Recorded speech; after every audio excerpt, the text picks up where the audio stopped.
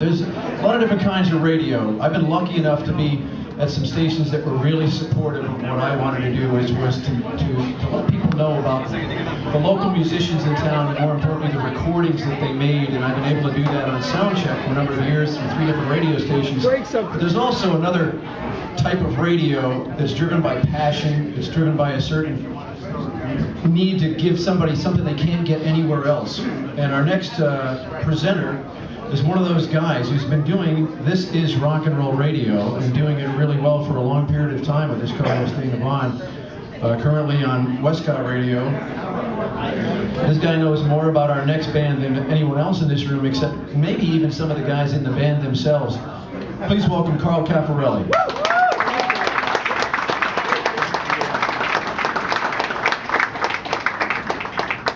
Thank you, Dave.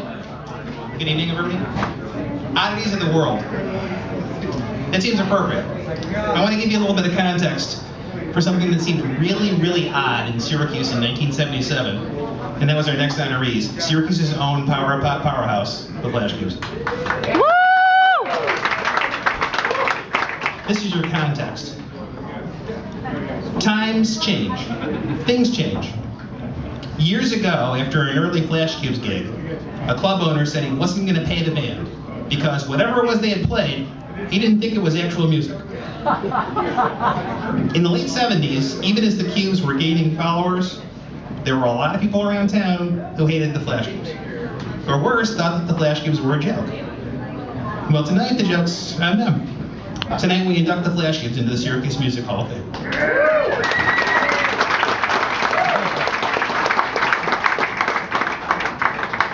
I have 3 all-time favorite bands. The Beatles, the Ramones, and the Flashcubes. You all know the Beatles, you probably know the Ramones. Well, I was just as hooked on the Flashcubes. They were energetic, cocky, irresistible, everything I ever thought a rock and roll band could be. And they were from Syracuse. The first time I saw the Flashcubes play, they became one of my favorite bands in an instant. Bam, right then and there. And nothing has ever changed that. The Flashcubes began in 1977, a power pop band inspired by punk rock, but also influenced by the Raspberries, Badfinger, the Beatles, and the Kinks. They were 4 separate forces combined as one. Bassist Gary Frenet was a pop guy, through and through. Guitarist Paul Armstrong was pure rock and roll, a punk, since way before Sid Vicious ever saw his first safety pin. Guitarist Artie Lennon was a 6-string wizard, a kindred spirit to the artier bands you heard only on the fringes. And drummer Tommy Allen, he was all of the above, a Partridge Family band who played like Keith Moon.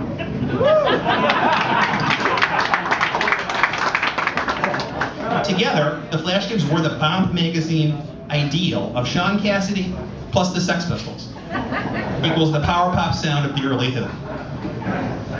They wrote lots of original songs that lived up to their influences, and they put on a live show like no one else could. The Flashcubes' original career was brief. First gig was September 1st, 1977 at the Brookside, opening with a supercharged cover of Hold Me Tight by the Beatles. They did shows with The Jam, with the Ramones and the Runaways, the Police, the Romantics, Joe Jackson. They played in Buffalo, Detroit, Boston, New York, everywhere. Cover music. They released 2 singles, Christy Girl and Wait Till Next Week, on their own label, Northside Records. And a major label deal seemed certain it was going to happen for sure. In late 1978, before a show at SU, the announcer promised one day, very soon from now, you people are going to be able to say, I saw this band before they were famous. And then, they didn't become famous. Paul Armstrong was replaced by Mick Walker in 1979, and the Flashcubes broke up in 1980. Not famous, not likely to be remembered, but oddly enough, destined to become legendary. Legendary? Strange but true. During their long hiatus from 1980 to about 1992, an international mystique grew around this obscure band from Syracuse, and somehow, through cassette tapes traded hand to hand, magazine articles, word of mouth, and the sheer growing devotion of people who just knew, the Flashcubes became known as the Great Lost Power Pop Band. Rhino Records included Christy Girl on a power pop anthology CD in 1993. And the Flashcubes reunited. Gary, Artie, Paul, and Tommy together again. They've been together ever since. And each live show still earns them new fans every time in every place.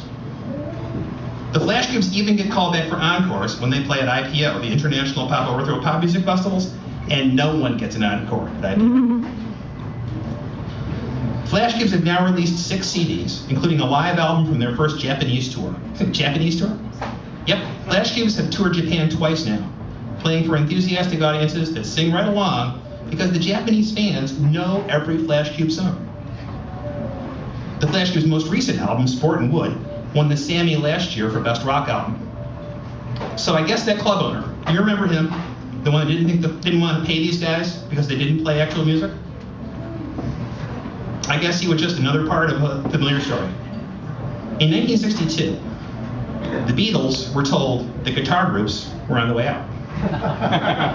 In 1976, a radio DJ ripped the Ramones' first album off the turntable and threw it across the studio, yelling, "What is this? We don't need this."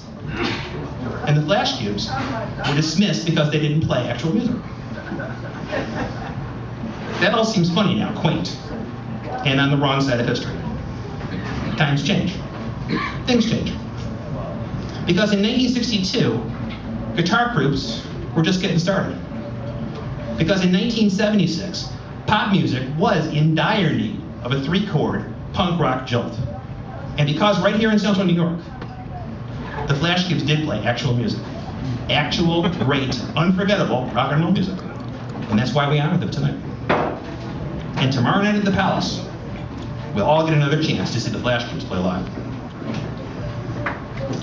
Music connects us. The music we listen to, the music we love, is always there for us when we need it, and we always need it.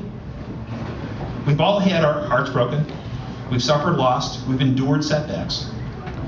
But there has also been joy, occasional peace, and a prevailing certainty that life can be wonderful, that life is worth savoring, that life is love, and love can be all you need. And life is music. The Beatles, the Ramones, the Flashcubes. Times change. Some things don't change. I have waited over 36 years to say this, and I say it now with pride and delight. Please join me in welcoming the Flashcubes into the Syracuse Music Hall.